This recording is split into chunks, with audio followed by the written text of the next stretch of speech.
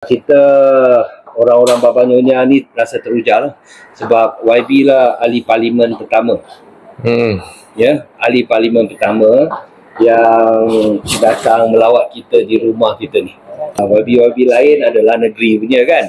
Tapi ahli parlimen pertama yang pertama lah. Jadi terima kasih lah. Ya.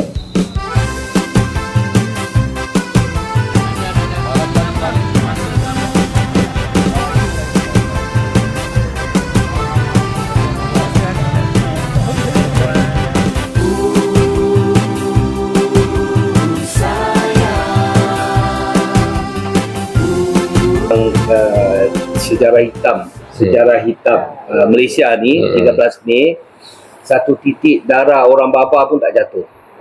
Pasal kawan-kawan kita orang Melayu jaga. Kan?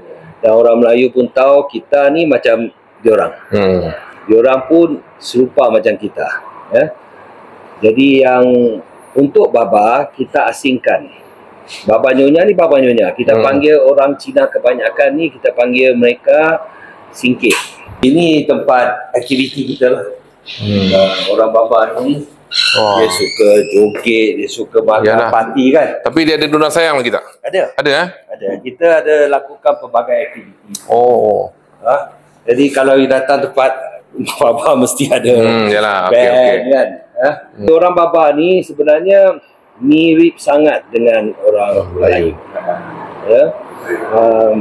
Dan bila saya jadi presiden, saya tukar nama persatuan ni. Persatuan ni nama asal dia Persatuan Peranakan Cina Malaysia.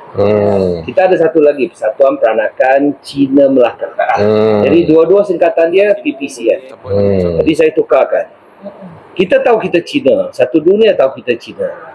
Jadi tak perlu kita tekankan kita Cina. Yang kita perlu tekankan kita ni keturunan Baba Nyonya. Sebab itu kita tukarkan nama menjadi Persatuan Peranakan Baba Nyonya Malaysia.